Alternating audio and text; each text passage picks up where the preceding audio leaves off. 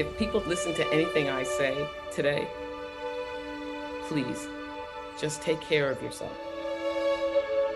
It's not selfish to take care of you. It really isn't. I've always been a tough person, right? My husband calls me Wonder Woman. I'm pretty healthy. I eat well. I exercise. I drink socially. I don't do anything else, any other sort of recreational drugs. And I just naively believed that because I was so healthy, I wouldn't get breast cancer. There was also no history in my family. I've always had to remind myself that my father was adopted, and he was adopted in a time when you weren't allowed to have records. I don't know his family history. And I was diagnosed at my first mammogram.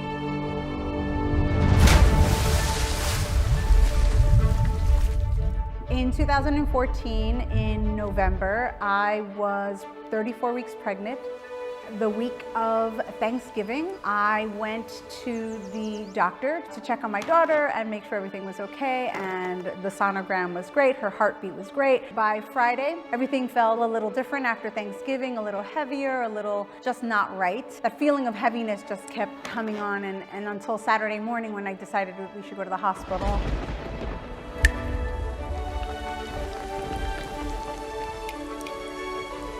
As you can only imagine, go to the hospital and I hear a heartbeat, and it's mine and not hers.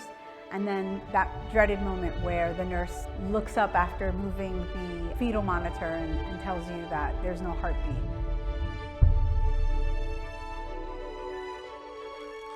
My first daughter, Charlotte, was born in 2014 after a very standard pregnancy and birth. There were no complications or signs of distress throughout the pregnancy or even during my labor. But when my daughter was born, she wasn't breathing and she had aspirated meconium in the womb. And doctors, immediately whisked her away and worked on her for about an hour and a half, and ultimately they couldn't save her. I remember with the holiday weekend, I shut down my laptop, had my lunch, and I started to feel really uncomfortable. I thought I had indigestion. Well, 2 hours later, I realized I also had discomfort on my upper back. I felt that same discomfort kind of shift from one side of my chest to the other, and I started sweating. And that's when I knew something was wrong with my heart. And my husband said, "We're going to the hospital." That night, they performed emergency surgery. They performed a catheterization, which showed that I needed quadruple bypass surgery ASAP. I was diagnosed with transposition of the great arteries after being medevaced to a large hospital in New York City, had to undergo a complex open heart surgery at 4 months old, then was told that I could lead a normal life, but with a lot of precautions and different things that I had to do just to make sure that I was healthy and okay. It's really inspired me to embrace life and achieve my goals, with my business, with my personal life, my bucket lists, and really enjoy my moments. I think it's so important for women to have a safe space to be able to talk about these issues.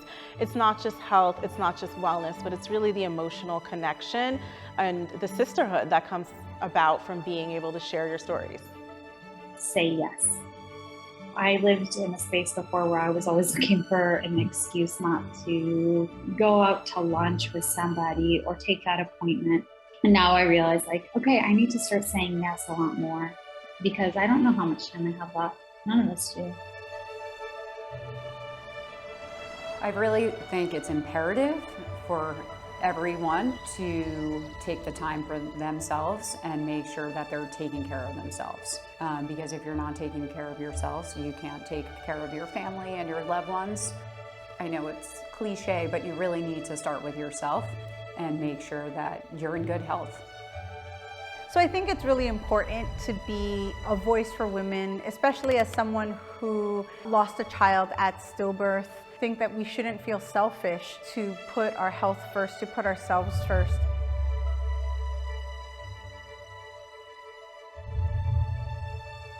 It's about being passionate, fearless, resourceful, and be an advocate. It really was talking with other women who had gone through it that got me to where I am today. And that's why I share and hope to be that for other women, that source of understanding.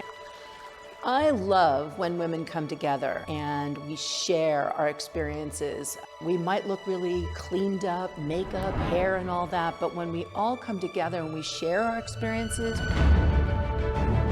we know that there's hills and valleys, and with Let's Talk, we're going to talk. We're going to talk about how we got from not being well, to thrive, to going through some valleys, to getting to the pinnacle of where we want to end up at.